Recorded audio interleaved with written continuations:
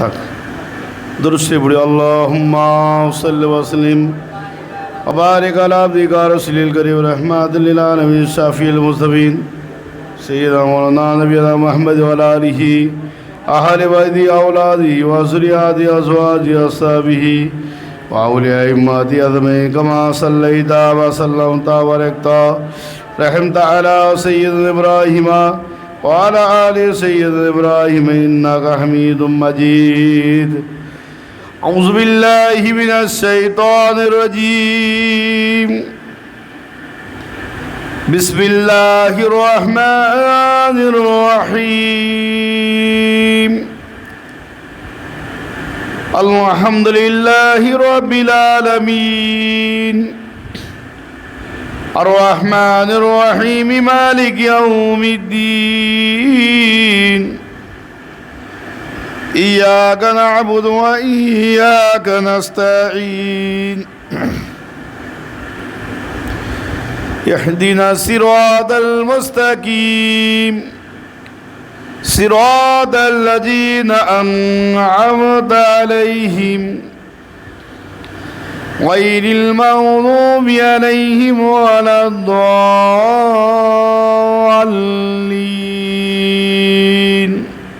آمين بسم الله الرحمن الرحيم يا أيها الذين آمنوا لا تلهكم وأموالكم وأولادكم عن ذكر الله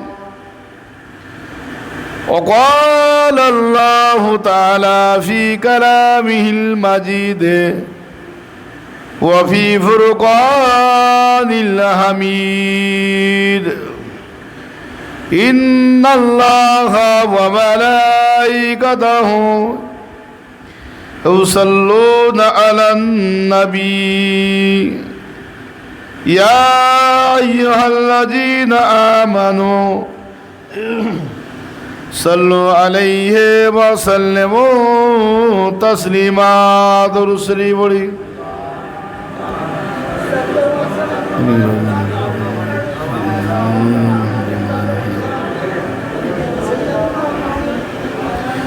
أزواج أصحابه وأولياء أمته أجمعين كما صليت وسلمت وباركت ورحمت على سيدنا إبراهيم وعلى آل سيدنا إبراهيم إنك حميد مجيد কোথায় আছো গো দয়ার নবী কোথায় আছো গো দয়ার রাসূল আমাদেরকে ছাড়িয়া কি লাভ হবে আপনি ছাড়া এ ভারতবর্ষে বাসিয়া আল্লাহুম্মা সাল্লি আলা سيدنا وعلى آل سيدنا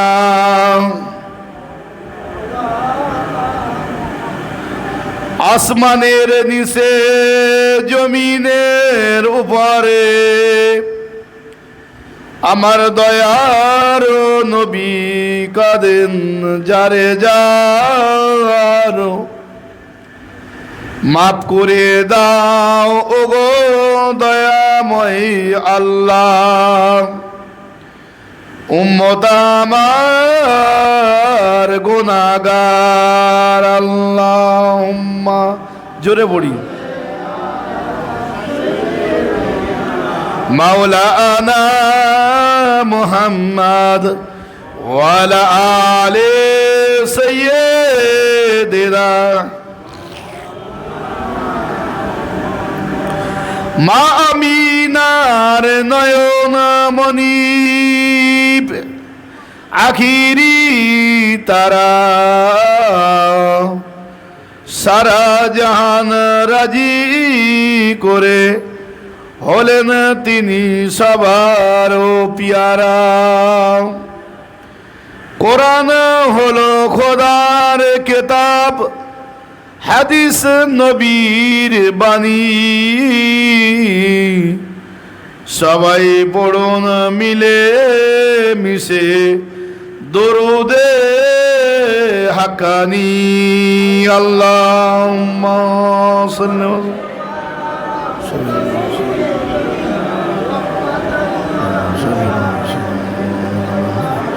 وعلى آله أهل بيته أولاده وذريته أزواجه كما صليت وسلم وعلى آل سيدنا إبراهيم।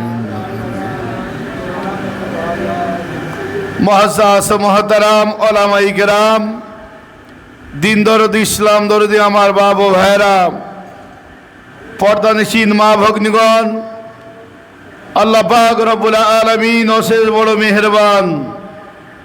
তিনি মেহেরবানি করে দয়া করে আমাদেরকে এক মাস সিয়াম পালন করার পরে এই শাওয়াল মাসের শুভ এক রজনীতে দুনিয়ার সমস্ত খারাপি থেকে হেফাজত করে এরকম একটা জান্নাতের বাগানে আসার এবং বসার মতো তৌফিক দান করেছেন। সেই মহান রব্বুল আলামিন রব্বুল ইজ্জতের দরবারে একবার শুকরিয়া আদায় করি। সকলে জোরে বলি আলহামদুলিল্লাহ। সমস্ত প্রশংসা, গুণগান, গুণকীর্তন, হাম, তারিফ সেই মহান রব্বুল আলামিন রব্বুল ইজ্জতের দরবারে, যে নবীকে সৃষ্টি না করলে আল্লাহ কুল কায়নাত কিছুই সৃষ্টি করতেন না।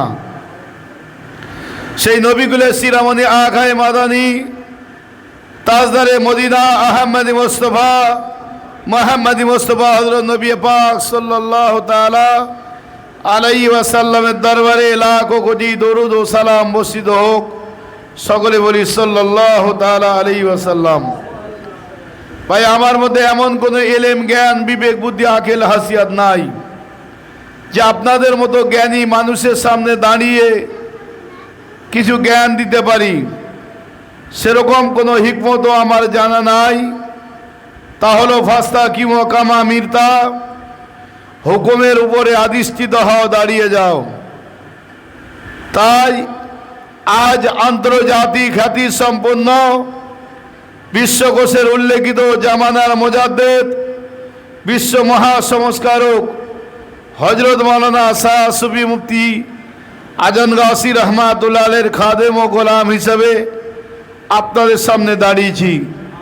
কিছু বলার উদ্দেশ্য নাই, তাহলে হুজুর কেবলা রহমাতুল্লাহ আলাইহির হুকুম, সেই হুকুমকে তামিল করার জন্য আপনাদের সামনে দাঁড়িয়েছি।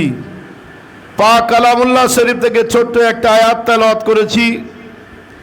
এই আয়াতের সংক্ষিপ্ত মুখতাসার রেখেই আমি আমার বক্তৃতা শেষ করব। ভাষাগত দিক থেকে ভুল ভ্রান্তি মাফ করবেন আল্লাহর হস্তে। আল্লাহ পাক রব্বুল আলামিন তিনি আমাদেরকে বড় ভালোবেসে ইহসান করে দুনিয়া থেকে বিভিন্ন জায়গা থেকে বাছাই করে যে এরকম একটা জান্নাতের বাগানে নিয়ে বসিয়ে দিয়েছেন। আরো একবার শুকরিয়া আদায় করি, সকলে জোরে বলি আলহামদুলিল্লাহ। ভাই, আল্লাহ পাক রব্বুল আলামিন কালামুল্লাহ শরীফের মধ্যে জানিয়ে দিলেন, বিসমিল্লাহির রহমানির রহিম, ইয়া আইয়ুহাল্লাযীনা আমানু, ঈমান হলো হে আমার বিশ্বাসী বান্দা বান্দীরা,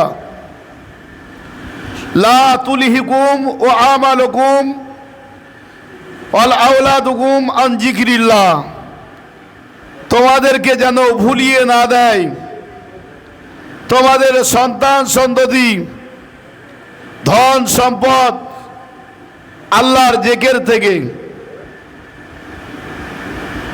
ভাই, আজকে আমরা যদি একটু কোরআন এবং হাদিসের দিকে লক্ষ্য করি, আমরা প্রত্যেকেই বুঝতে পারবো যে আজকে আমরা কতটা দিন ভোলা হয়ে গিয়েছি, ইসলাম ভোলা হয়ে গিয়েছি, কোরআন ভোলা হয়ে গিয়েছি। আমরা নবীর তরিকা থেকে, ইসলামিক কালচার থেকে আমরা কতটা দূরে সরে গিয়েছি। কিসের বিনিময়? একমাত্র এই দুনিয়ার বিনিময়, আমাদের ব্যবসা বাণিজ্য, আমাদের সন্তান সন্ততি আহলে বর্গদের বিনিময়। আমরা লক্ষ্য করলে বুঝতে পারবো যে আমরা একটু দরুদ শরীফ পড়তে পড়তে আগে আসি সবাই।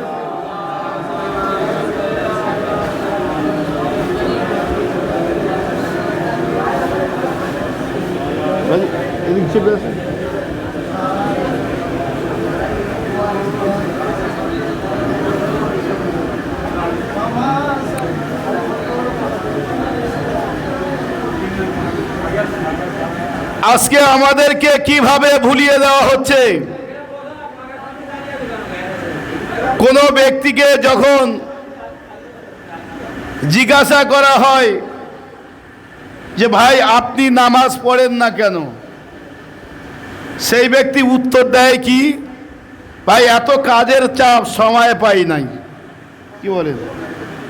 এত কাজের চাপ, সময় পাই নাই। যেহেতু এখন মার্কেট তো শেষ হয়ে গেছে, ঈদের মার্কেট, এই যে মার্কেট যখন চলে, মানুষ কিন্তু, সাউন্ড কমিও না, সাউন্ড একটু বাড়াও বক্স। তাতে কি বোঝা যায়, মানুষ ব্যবসা নিয়ে এত ব্যস্ত, কিন্তু নামাজ পড়ার সময় নাই। কাউকে জিজ্ঞাসা করবেন ভাই নামাজ পড়েন না কেন, সে ব্যক্তি বলবে কি, ভাই দোকানে এত খরিদ্দারের চাপ, ব্যবসার চাপ, আমি নামাজ পড়ার সময় পাই নাই। কিন্তু ভাইজান একটা জিনিস আমরা কি লক্ষ্য করেছি, তাকে জিজ্ঞাসা করো যে তোমার তো মনে করুন দিনে 500 টাকা রোজগার হলেই তোমার চলে যাবে, কিন্তু সেই লোকটা যদি 5000 টাকা রোজগার করে দিনে, তারপরেও সন্তুষ্ট না। কি বলেন, সন্তুষ্ট কি? তারপরেও সন্তুষ্ট না। তারপরে সে চিন্তা করে দিনে 10,000 টাকা রোজগার করব কি করে। কিন্তু দুনিয়া নিয়ে মানুষ এত শতব্যস্ত, মানুষ দিন নিয়ে ভাবে না। কিন্তু ভাইজান আমাদেরকে যে আজকে দুনিয়া, ধন সম্পদ, সন্তান সন্ততি আমাদেরকে যে দিনটাকে ভুলিয়ে দিয়েছে, আল্লাহর জিকির থেকে সরিয়ে দিয়েছে, এটাকেও আমরা বুঝতে পারি নাই। জিজ্ঞাসা করবেন যাই এগুলো কার জন্য করছো, সে কি বলবে, আমার মেয়ে খাবে, ছেলে খাবে, বিবি খাবে, ভাই বেরাদার খাবে। কি বাড়ি করছে, তার একটা কামরা বাড়ি হলে হয়, কিন্তু সে 10 কামরা 20 কামরা বাড়ি করে নিচ্ছে। একটা জায়গায় 2টো ব্যবসা, 2টো জায়গায় 4টে গাড়ি, কিন্তু এত ধন সম্পদ সে যে উপার্জন করছে, সেই ব্যক্তিকে জিজ্ঞাসা করবেন যে ভাই আপনি যাদের চিন্তা করছেন, এরা কি আপনার কোনো উপকারে আসবে? কোনো উপকারে আসবে? কেউ উপকারে আসবে না। আল্লাহ তাআলা জানিয়ে দিলেন তার কালামুল্লাহ শরীফের মধ্যে, ধন সম্পদ, সন্তান সন্ততি, স্ত্রী পুত্র কেউ তোমার কোনো কাজে আসবে না কিয়ামতের দিন।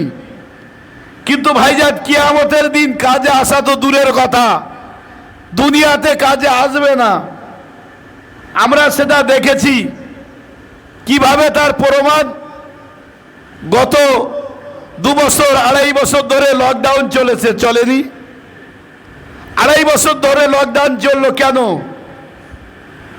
একটা মহামারী ভাইরাস, এই ভাইরাস যে এসেছে, এই ভাইরাসটাকে প্রতিরোধ করার জন্য 2.5 বছর ধরে সরকার লকডাউন করলো।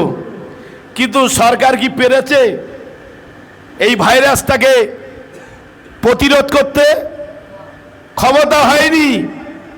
ভাইজান দুনিয়ার মানুষ যতই চেষ্টা করুক না কেন, আল্লাহর মার যেদিন আসবে সেদিন কিন্তু কারো রেহাই হবে না। কিন্তু আমরা ভাইজান সময় থাকতে কেউ চিন্তাও করি না। ভাবি না আমরা এই ভাইরা যে আমাদের কাছে এসেছে, আল্লাহ তাআলা বললেন তোমার সন্তান সন্ততি স্ত্রী পুত্র কোনো কাজে আসবে না। কিন্তু ভাইজান কিয়ামতের দিন তো দূরের কথা, দুনিয়াতে আসেনি। এই ভাইরা যখন শুরু হলো, অনেক মানুষ দুনিয়া থেকে বিদায় নিয়ে চলে গেছে। কারো শ্মশানে জায়গা হয়নি, কারো কবরস্থানে জায়গা হয়নি, কারো কোথায় নিয়ে ফেলেছে তার কোনো ঠিক ঠিকানা নেই। কিন্তু ভাইজান এই রোগ যখন এসেছে, এই বালা মুসিবত যখন এসেছে, তখন অনেক মানুষ হসপিটালের বেডে শুয়ে আছে, ছিল না? সন্তান কে মা আর সন্তানের প্রতি কি সম্পর্ক?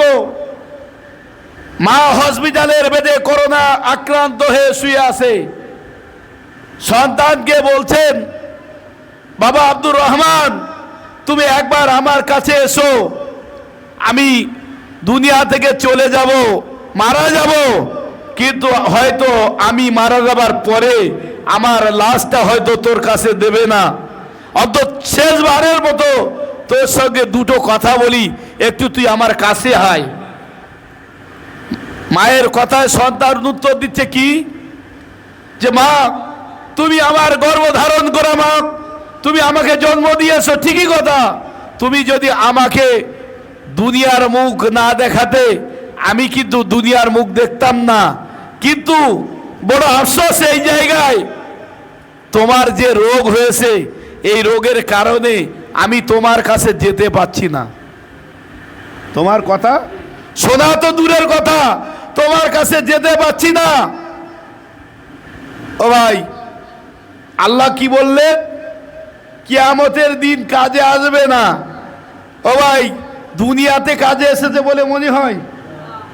এসেছে? কিন্তু আমরা যে চিন্তা ভাবনা নিয়েছি, এই চিন্তা ভাবনাটা কি আমাদের সঠিক না বেঠিক? একটু ভাবলে বোঝা যাবে। ভাইজান, কবি কবিতার ভাষায় বলেছেন যে কুসুমের মালা শুকাইয়া গিয়াছে, পড়ে আছে শুধু মোর কাটা, মানিকের লোভে সাগর শেষনু, সার হলো মোর কাদা ঘাটা, সাগর শুকালো মানিক লুকালো, আপন কর্ম দেশে যশোনা ডুবিয়া আদার সাইয়া, ঘিরে আসে মোর চারিধারে। প্রথম যেদিন এসেছিলে ভাবে, সেদিন তুমি মই কেঁদেছিলে হেসেছিলে সবে, এমন জীবন তুমি মই করো হে গঠন, মরণে হাসিবে তুমি কাঁদিবে ভুবন। ওহে মৃত্যু মোর কি দেখাও ভয়, ও ভয়ে কম্পিত নহে আমার হৃদয়, নিচ শক্র অবিবেকী যাহাদের মন, সংসার প্রেমে মর্গ যারা অনুক্ষণ, তারাই স্বর্গ সুখ লভিতে চাহিলে, তারাই চুজে এসো শান্তি মহলে। এই উৎসগুল শাখায় এ ধারা ধামে, বিনা অর্থে চাও যদি শান্তি নিকেতন, প্রাণের টানেতে করো আগমন, এ উৎসগুল শাখায় রহমতের মজলিস। জোরে বলুন সুবহানাল্লাহ। হাত পেতে নেয় না কিছু, করে শুধু দান, সেইখানেতে পাওয়া যাবে মানিকের সন্ধান, তিনি হলেন মুজাদ্দিদে জামান। জোরে বলুন সুবহানাল্লাহ। ভাইজান, ওই ব্যক্তি, আমরা দেখি কোনো ব্যক্তি যখন মুমূর্ষ হওয়ার পরে মৃত্যুর যন্ত্রণায় ভোগ করে, দুনিয়া থেকে বিদায় দিয়ে চলে যাবে, কিন্তু সেই ব্যক্তি আজরাইল মাথার ধারে দাঁড়িয়ে আছে, সেই ব্যক্তি ওই আজরাইলকে দেখে তার যে যন্ত্রণা, সেই যন্ত্রণা ভোগ করছে, কি ছটফট শুরু করে দিয়েছে যে আজরাইলের যে কি যন্ত্রণা। কিন্তু তার এই ভয়ে তার চোখ থেকে অশ্রু ঝরে যাচ্ছে। সেই বিপদ থেকে বাঁচার জন্য তার সন্তান, তার মেয়ে, তার বিবির কাছে, তার পরিবারের কাছে, সবার কাছে সাহায্য চাচ্ছে কি, যে আমি এখন বিপদে পড়েছি, তোমরা একটু আমাকে উপকার করো, সাহায্য করো। কিন্তু ভাইজান, সবাই কিন্তু ওই মুমূর্ষ ব্যক্তির মুখের দিকে তাকিয়ে আছে, সবার কথা ওই মুমূর্ষ ব্যক্তি শুনতে পাচ্ছে, কিন্তু তার যে ভাষা বোঝবার মতো দুনিয়ার কারো ক্ষমতা নাই। ছেলে মেয়ে, তার বিবি সবার কাছে দাবি করে বসে আছে কি, যে এই যে আজরাইল এসেছে, মৃত্যুর যে যন্ত্রণা, এই যন্ত্রণা থেকে একটু আমি বাঁচতে চাই, তোমরা একটু আমাকে সাহায্য করো। কিন্তু তার ভাষা বোঝবার মতো আর কারো ক্ষমতা নাই। কিন্তু ভাইজান, যখন তার সামনে যারা আছে সবার কাছে সে দাবি করছে কি এই বিপদ থেকে বাঁচার জন্য, কিন্তু মেয়ে গিয়ে দাবি করছে, আব্বা তুমি ভাইকে সম্পদ সব লিখে দিয়ে চলে যাচ্ছ, আমাদের উপায় কি করে যাচ্ছ? ছেলে দাবি করে বসে আছে যে আব্বা তুমি বড় ভাইয়ের নামে বেশি করে দিয়ে গেলে আমাদেরকে কম করে দিয়ে যাচ্ছ, উপায়টা কি? বিবি চিন্তা করছে কি যে স্বামী তুমি আমাকে কোথায় রেখে যাচ্ছ, কে আমাকে দেখবে? কি ভাই, সবাই সবার মতো দাবি পূরণ করছে, করে না? কিন্তু এই কথাগুলো সবাই বলছে, সে শুনছে, কিন্তু তার কথাটা আর মানে কেউ বুঝতে পারছে না। সবাই চিন্তা করছে, হায় আফসোস যে কেউ তো উপকারে এলো না। এখনও শুয়ে শুয়ে চিন্তা করছে, এরা যখন উপকারে এলো না, এখন দরকার নাই ওদেরকে। এখন যে সম্পদ কামাই করেছি, টাকা পয়সা বাড়ি গাড়ি, তাদের কাছে সে জিজ্ঞাসা করবে যে আমি তোমাকে কত কষ্ট করে মহব্বত করে এনে টাকা রোজগার করেছি, সেই বড় বাজার ধর্মতলা শিয়ালদা থেকে কত যত্ন করে টাকা বাড়িয়ে এনেছি, এখন তুমি একটু আমাকে উপকার করো। টাকা বলবে, দেখো আমি তো ছিলাম শিয়ালদায় বড় বাজারে ধর্মতলায়, তুমি আমাকে সেখান থেকে বড় মহব্বত করে ভালোবেসে তুমি পকেটে করে আমাকে এনেছো, আমি তো তোমার সঙ্গে মহব্বত করিনি, আমি তোমাকে উপকার করতে পারবো না, আমি চলে যাচ্ছি। যে আমাকে মহব্বত করবে, আমার সঙ্গে দোস্তি করবে, আমি তার কাছে চলে যাব, কিন্তু তোমাকে উপকার করতে পারবো না। ভাইজান, এইভাবে একের পর এক সবাই চলে যাবে, কিন্তু সেই মুমূর্ষু ব্যক্তি আজরাইলের যে যন্ত্রণা, মৃত্যুর যে যন্ত্রণা ভোগ করতে করতে সে কি করলো, চিরতরের মতো দুনিয়া থেকে বিদায় নিল। কিন্তু ভাইজান, ওই ব্যক্তিটাকে সে তো শুয়ে শুয়ে এত চিন্তা করলো উপকারে সবাই আসবে, কিন্তু কেউ তো তার উপকারে এলো না। উপায়টা কি? এখন বাপ বেটার সঙ্গে, স্বামী স্ত্রীর সঙ্গে কত সম্পর্ক, মহব্বত, ভালোবাসা, কি বলেন? কিন্তু বাতাসটা যেই বন্ধ হয়ে গেল, সন্তান চতুর্দিকে টেলিফোন করে আত্মীয় স্বজন বন্ধু বান্ধব সবাইকে খবর দিল আগামী কালকে বেলা 10টার সময় জানাজার নামাজ অনুষ্ঠিত হবে। সবাই দেখা গেল 10টায় জানাজা হবে, কেউ 6টায়, কেউ 5টায়, কেউ 7টায় এসে হাজির হয়েছে, হয়নি। বাড়ির ভিতরে একদম লোক প্যাকটাপ হয়ে গিয়েছে, আত্মীয় স্বজন পাড়া প্রতিবেশী বন্ধু বান্ধব সবাই বাড়ির ভিতরে ভরে গিয়েছে। কিসের জন্য ভাই? কিসের জন্য? সন্তান খবর দিল যে আমার আব্বা দুনিয়া থেকে বিদায় নিয়েছে, মারা গিয়েছে, তোমরা তাড়াতাড়ি এসো। কেন? একটু পরে আমার আব্বা পচে গন্ধ বাড়াবে, এখানে আর থাকা যাবে না। কি বলেন? এত দামি লোক, কত কষ্ট করে বিল্ডিং তৈরি করেছেন, পালং এনেছেন, পঞ্চের গদির উপরে শুয়েছিলেন, কি হলো? এত সম্পর্ক তোমার খারাপ হয়ে গেল, বাতাসটা যেই বন্ধ হয়ে গেল, আপনার সঙ্গে সম্পর্ক সব শেষ। শুধু এখন কি করছে, বারান্দায় কারো যদি জায়গা থাকে বারান্দায় শুয়ে রেখেছে, না হলো খাটের উপরে কয়েক টুকরো কাপড় পরিয়ে কি করলো, ফাঁকা চটিয়াল ময়দানে রেখে দিয়েছে। যারা বন্ধু বান্ধব আত্মীয় স্বজন আসছে তারা অন্তত শেষবারের মতো মুখটা দেখে যাক। কি বলেন? কি হলো? এত দামি লোক, সেই লোকটাকে 5 ঘন্টা খাটের উপরে রাখা গেল না? কত মহব্বত বলেন রেখেছি কি আমরা? আর আমরা যারা এসেছি সবাই আসার পরে কি দেখছি, সবাই আফসোস করছি, লোকটা এত ভালো লোক, এই করে সেই করে এত বাড়ি করে জমি করে জায়গা করে চলে যাচ্ছে, কিন্তু কে এর ভোগ দখল করবে?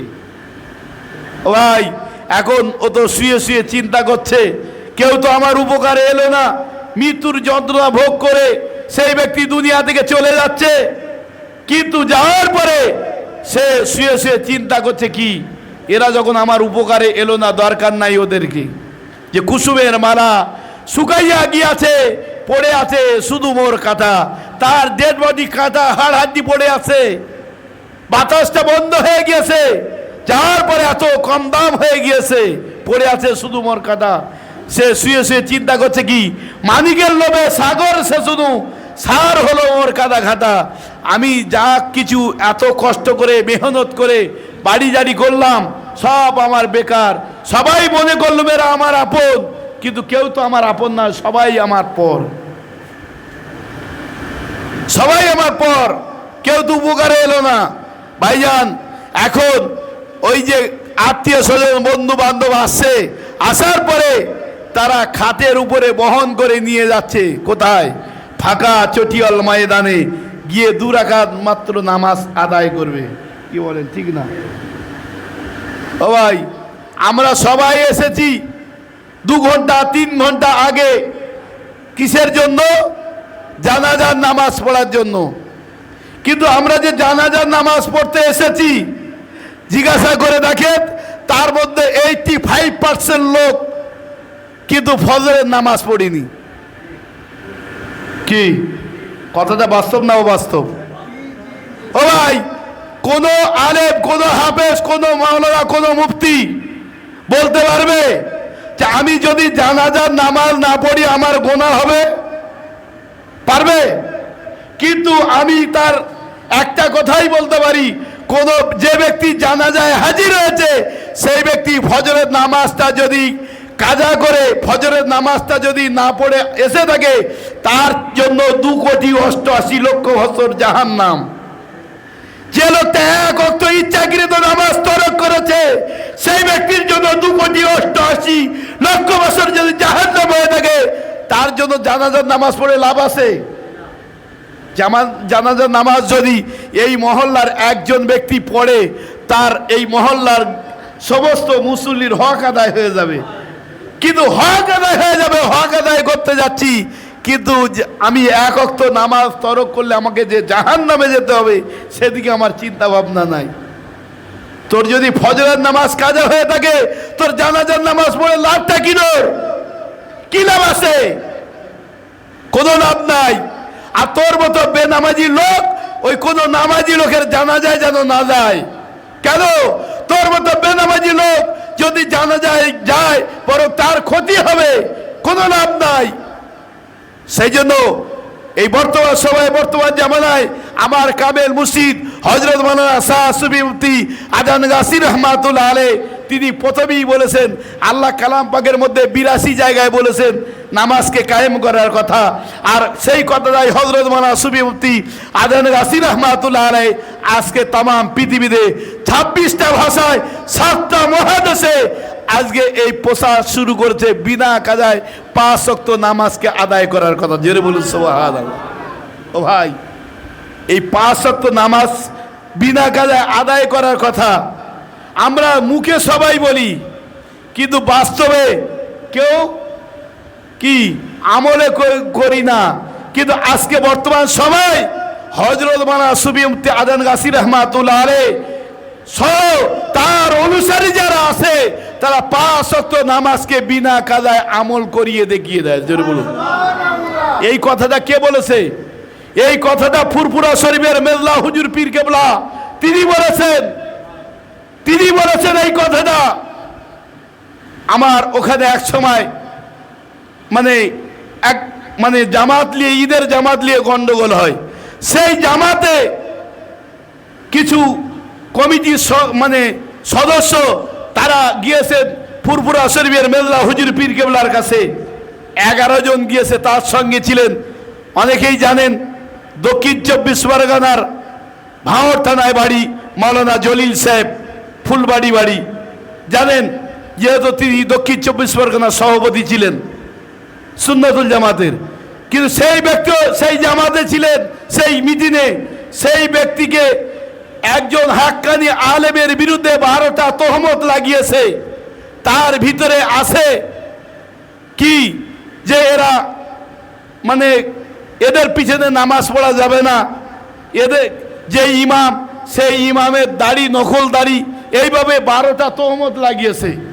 সবগুলো মেল্লা হুজুর পীর কেবলা শোনার পরে লাস্ট পর্যন্ত তিনি বললেন যে হযরত মাওলানা সুফি মুফতি আজান গাছি রহমাতুল্লাহ আলাইহির মুরিদ যারা, তারা যেভাবে 5 ওয়াক্ত নামাজকে বিনা কাজায় আদায় করে, তারা যেভাবে পরেশগারি করে, তারা যেভাবে হালালের উপরে আমল করে, তারা যেভাবে নিজের জীবনটাকে কোরআনের আমলের সঙ্গে নিজের জীবনটাকে বাস্তবায়ন করে, আমি মেল্লা হুজুর পীর কেবলা পীর সাহেব হয়ে বলছি আমরা সেই আমল করতে পারি না। জোরে বলুন কেন? ওদের যা পরেশগারিতা, ওদের যে 5 ওয়াক্ত নামাজ বিনা কাজায় আদায়, ওদের যে মানুষের সঙ্গে যে ব্যবহার, এটা ভাষায় প্রকাশ করা যাবে না। তা উনি জিজ্ঞাসা করেছিলেন মৌলানা জলিল সাহেবকে, ও জলিল সাহেব, আজান গাছিদের পিছনে নামাজ পড়া যাবে না নাকি? এই তোমরা দরখাস্তের ভিতরে লিখেছো। তা আমি যখন আমার ওই তালতলার, কলকাতার তালতলায় খানকা আছে, মেল্লা হুজুর পীর কেবলার খানকা, ওখানে আসতেন মাঝে মাঝে, যখন সময় পেতেন, আমার সাবল শিকাপুরি রহমাতুল্লাহ আলাইহি তখন হায়াতে ছিলেন। মেল্লা হুজুর পীর কেবলা বলছেন, আমি যখন সময় পেতাম মাঝে মাঝে গিয়ে ওই হুজুর কেবলার পিছনে গিয়ে আসরের নামাজ পড়ে আসতাম। জোরে বলুন। তাহলে আমার তো নামাজ হয়নি, আমার তো নামাজ হয়নি। তা তোমরা কি এই এলাকায় গিয়ে এইরকম ফিতনা করো? হ্যাঁ, মেল্লা হুজুর পীর কেবলা বলছেন যে আমরা দেখা যায় কি একজন হযরত মাওলানা সুফি মুফতি আজান গাছি রহমাতুল্লাহ আলাইহির সাধারণ মুরিদ, তাকে আপনি যখন 1 কাপ চা খাওয়াতে যাবেন, সে আগে চা খাওয়ার আগে চিন্তা ভাবনা করবে যে লোকটা চা খাবো, এই লোকটা নামাজি কি না, এর পয়সা হালাল কি না। আর আমরা পীর সাহেব বলছি, অনেক মানুষ আছে বেনামাজি, সুদখোর, মদখোর, দাওয়াত করলে চলে যাই, সবার বাড়ি খেয়ে আসি, কোনো কৈফিয়ত দেই জিজ্ঞাসা করি না। দুটো জায়গায় পার্থক্য এইটাই।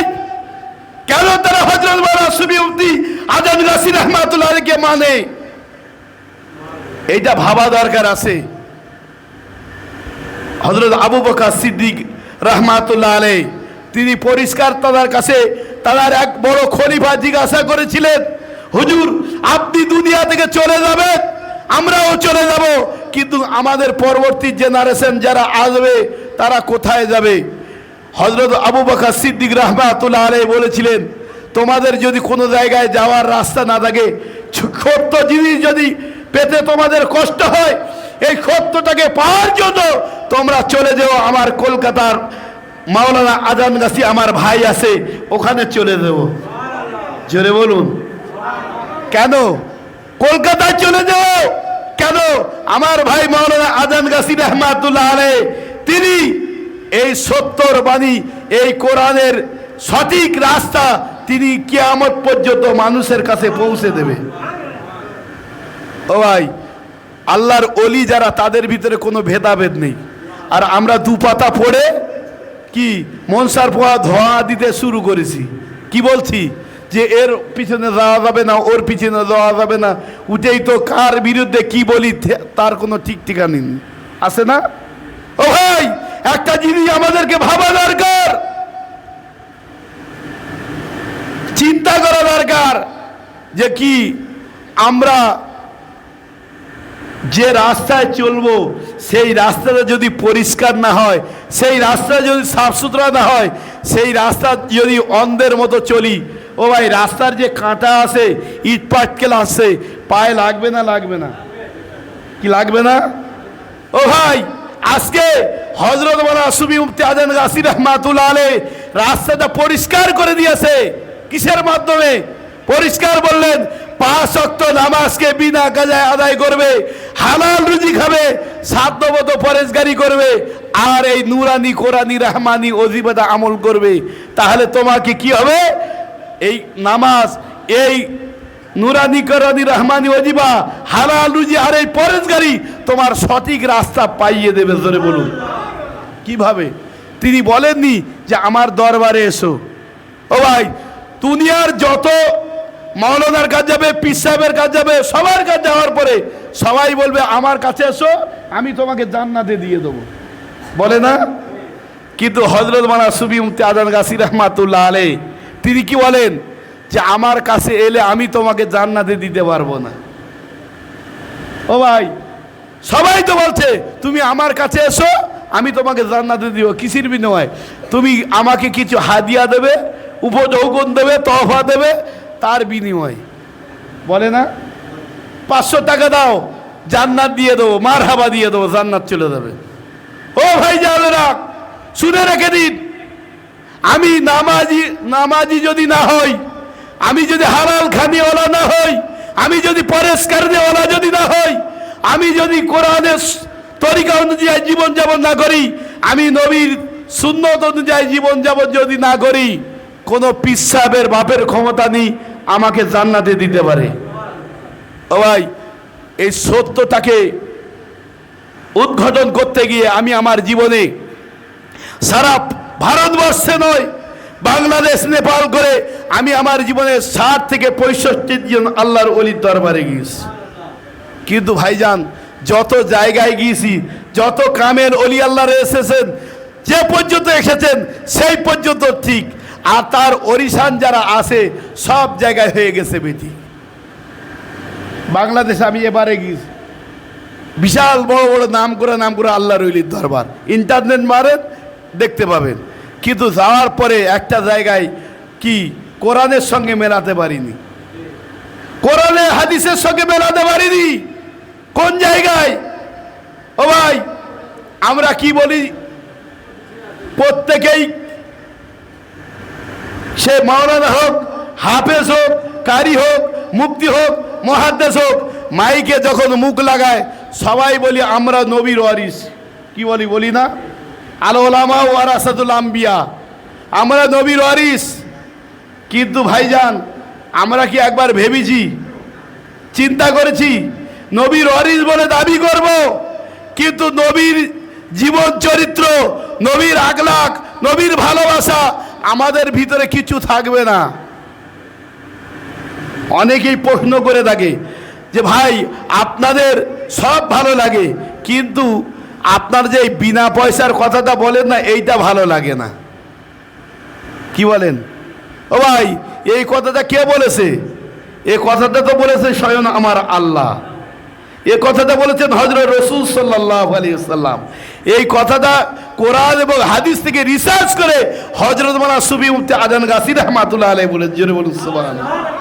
আমরা এশার নামাজ পড়ে এসেছি না? এশার নামাজ পড়েছি তো আমরা, এখানে কিছু লোক পড়েছি, মসজিদেও পড়েছি, পড়ি নাই? ও ভাই, ইমাম সাহেব সূরা ফাতিহা পড়েছে, পড়িনি? সূরা ফাতিহায় কি বলেছে? আলহামদুলিল্লাহি রাব্বিল আলামিন, পড়িনি? কি পড়েছে? এর মানেটা কি আমরা জেনেছি ইমাম সাহেব কি পড়েছে আর কি বলেছে? ও ভাই, সূরা ফাতিহার প্রথম আয়াতে ইমাম সাহেব বলল কি?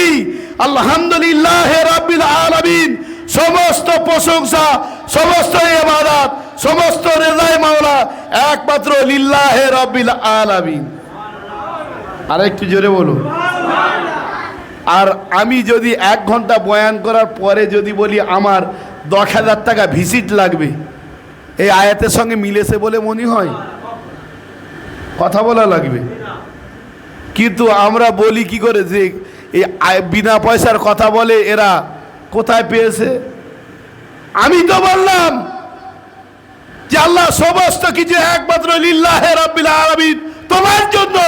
আর নামার পরে যদি বলি যে আমার চলবে কি করে, ঈমান আসে বলে মনে হয়?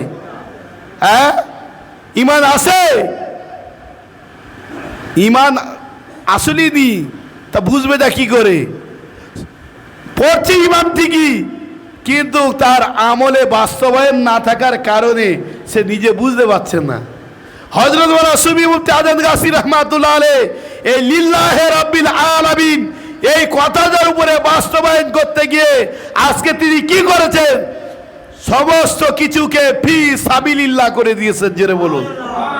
নিজের জীবন যৌবন, নিজের ধন সম্পদ সমস্ত কিছু একমাত্র আল্লাহর জন্য লিল্লাহ করে দিয়েছে। আর তিনি আজকের এই সংগঠনের নাম দিয়েছেন কি? এই সংগঠনের নাম দিয়েছেন বিনা পয়সায় দিন ও দুনিয়া শান্তি ও মঙ্গল রুহানি তারক্কির উপায়। জোরে বলুন সুবহানাল্লাহ। এটা হলো হাক্কানি সত্যের সংগঠন। জোরে বলুন সুবহানাল্লাহ। ও ভাই, যদি আজকে এই জায়গায় যদি আজকে আমার ভাই হাজী ওবায়দ সাহেব আপনাদেরকে দাওয়াত দিয়েছে, এই যে মজলিস কায়েম করেছে, আপনাদের কাছে কোনো চাঁদা চেয়েছে? আপনাদের কোনো চাঁদা দিতে হয়েছে? ও ভাই, আমাদেরকেও বলেছে কি যে আপনাদেরকে হুজুর কেবলা পারমিশন দিয়েছে আমার বাড়িতে যাওয়ার জন্য। আমি একটা উসিকুল মজলিস করার জন্য নিয়ত করেছি, এখন আপনারা ডেটটা করে দেন। আমরা ডেটটা করেছি, আজকে আপনারা হাজির হয়েছেন। ও ভাই, আমি যদি এখানে না আসতাম আমাকে কি দড়ি দিয়ে বেঁধে আনতে পারতেন? কেন এসেছি? কেন এসেছি এখানে?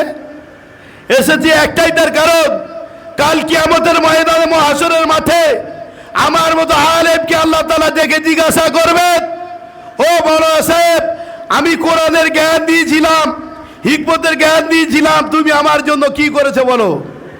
তা আমি তো উঠে বজ্র কণ্ঠে আল্লাহর সামনে দাঁড়িয়ে বলবো, আল্লাহ, আমি ওই হাওড়া জেলা উলসানি গ্রামে গিয়েছিলাম, এত সুন্দর করে কোরআনের নসিহত করে এসেছি, আমার কথা শুনে মানুষ দেওয়ানা মোস্তানা হয়ে গিয়েছে, পাগল হয়ে গিয়েছে। আল্লাহ তাআলা ওই সময় বলবেন, ও বড় সাহেব, তুমি তো যা কিছু করো সব তোমার জন্য।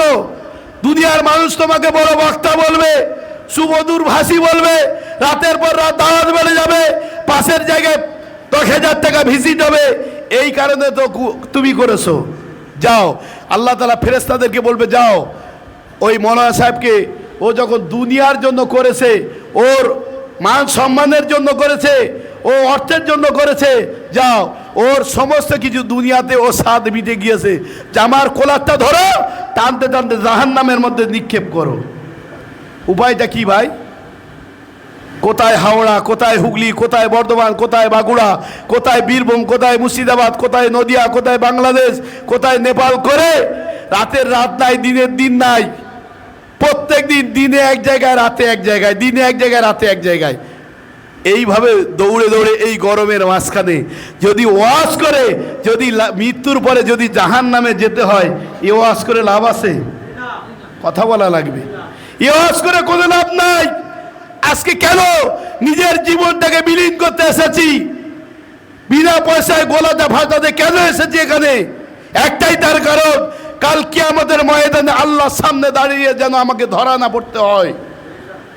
ও ভাই, হযরত রাসূল সাল্লাল্লাহু আলাইহি ওয়াসাল্লামকে আবু জাহেল, আবু লাহাব, ওতবা, সাইবা বিশাল মিটিং বসিয়েছে, বিশাল মিটিং বসিয়ে আর তারা নবী মুহাম্মদ রাসূলুল্লাহ সাল্লাল্লাহু আলাইহি ওয়াসাল্লামকে দেখে তাকে কিছু প্রশ্ন করবে, সওয়াল করবে।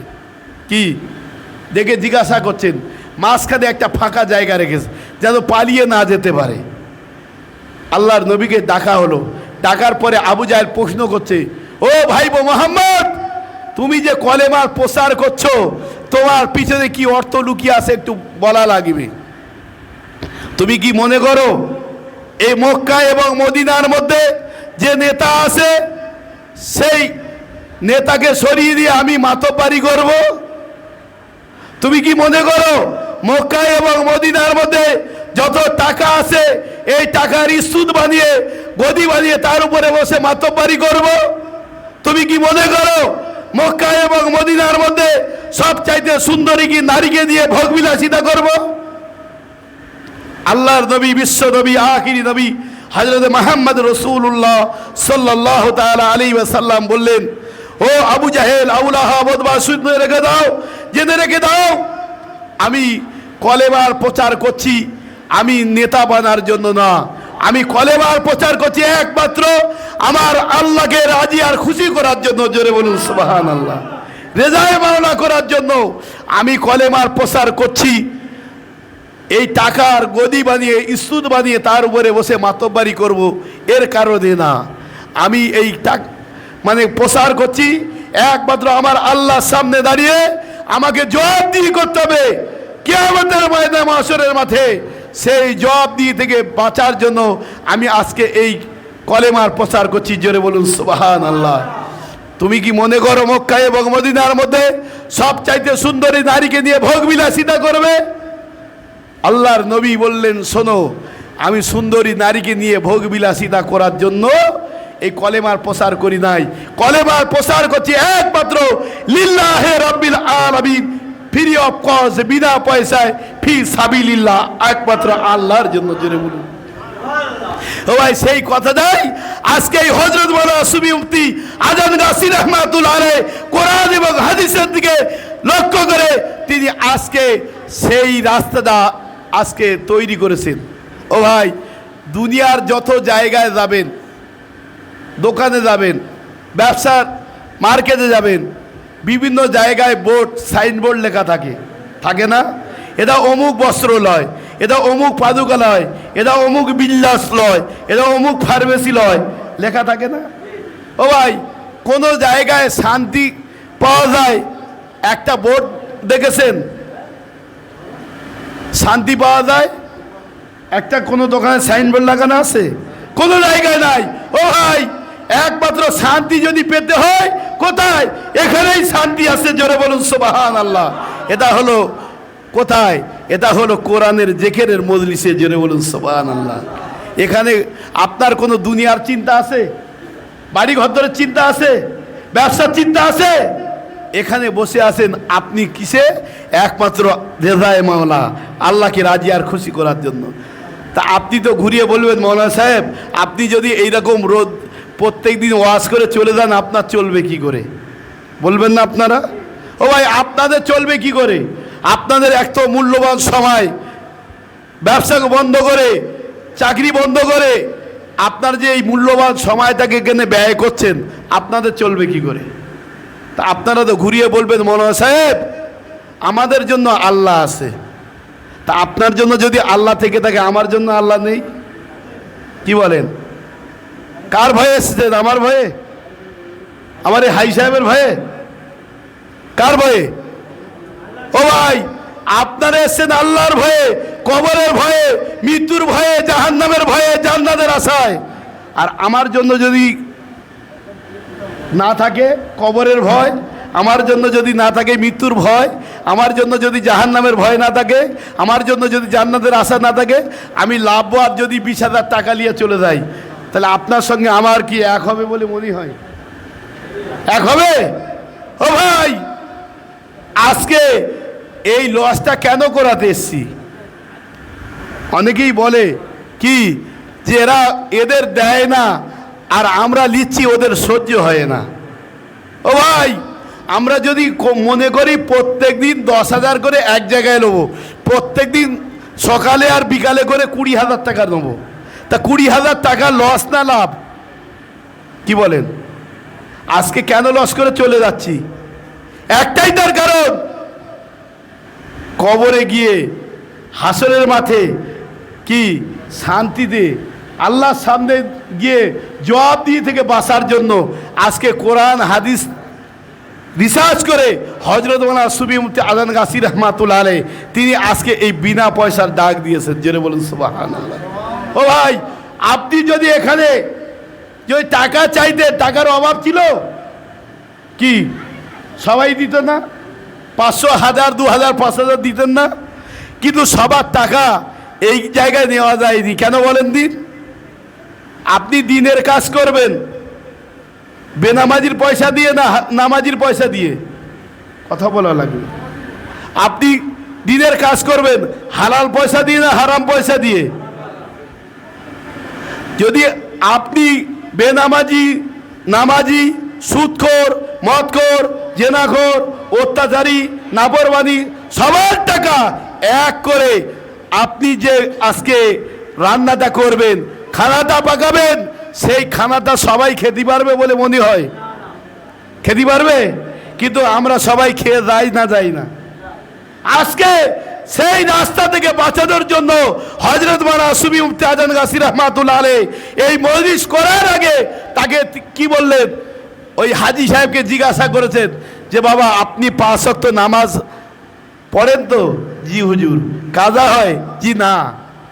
ট্রেনে বাসে যখন যান কোনো জায়গায়, তখন নামাজ কি করে পড়েন? ও ভাই, হজরত মাওলানা সুফি মুফতি আজান গাছি রহমাতুল্লাহ আলাইহির যত অনুসারী আছে প্রত্যেকের পকেটে ব্যাগে দেখবেন একটা করে মাটির ঢেলা আছে। সুবহানাল্লাহ, আসতে বললেন মনে? ও ভাই, প্রত্যেকের আপনার পকেটে আপনি যে নেশা করেন, তেরেঙ্গা রেখেছেন, গুটকা রেখেছেন, খৈনি রেখেছেন, তারপরে কি বিড়ির প্যাকেট রেখেছেন। আর হযরত মাওলানা সুফি মুফতি আজান গাছি রহমাতুল্লাহ আলাইহির অনুসারী যারা, প্রত্যেকের পকেটে একটা করে মাটির ঢেলা আছে।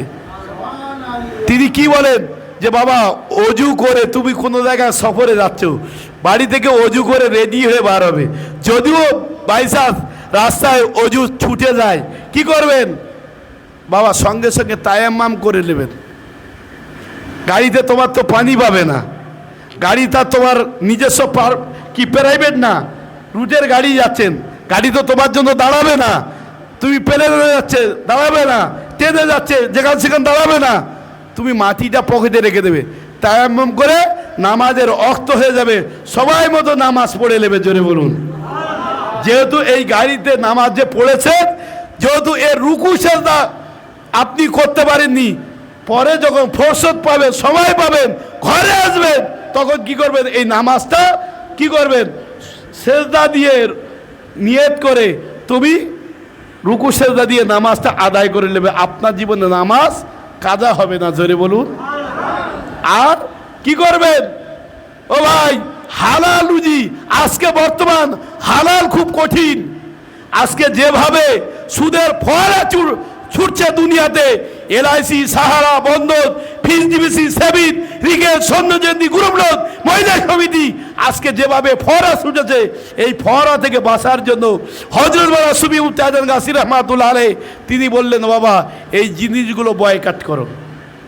এখন গ্যাস করবেন, গ্যাস নেবেন, আপনার একটা সেভিং বই দরকার। কারেন্টের বিল নেবেন, একটা সেভিং বই দরকার, না হলে সরকার তোমার দেবে না। কি করবে? আপনি তো মাজুর, আপনার কিছু করার নাই, সরকার আপনাকে বেঁধে ফেলেছে। এখন সরকারি আইন মানতে গিয়ে আপনার একটা বই করতে সেভিং করবেন। তবে কি করবেন? 3 মাস 6 মাস অন্তরে একবার আপ টু ডেট করবেন। ওই বইয়ের ভিতরে 2 টাকা হোক, 5 টাকা হোক, 1 টাকা হোক, যে ইন্টারেস্টটা হবে, ওই ইন্টারেস্টটা কি করবেন? তুলে আনবেন। তুলে এনে গোশত কিনে কাক, চিল, শগুনকে খাইয়ে দেবেন। আপনার জীবনে গোনা হবে না। জোরে বলুন। ও ভাই, এই কথাটা আজকে আমরা বলতে পারি না, আর আমরা যারা অনেকেই বলি, আমরা নিজেরা মানতে পারি না। হযরত মাওলানা সুফি মুফতি আজান গাছি রহমাতুল্লাহ আলাইহি তারা কি করলেন?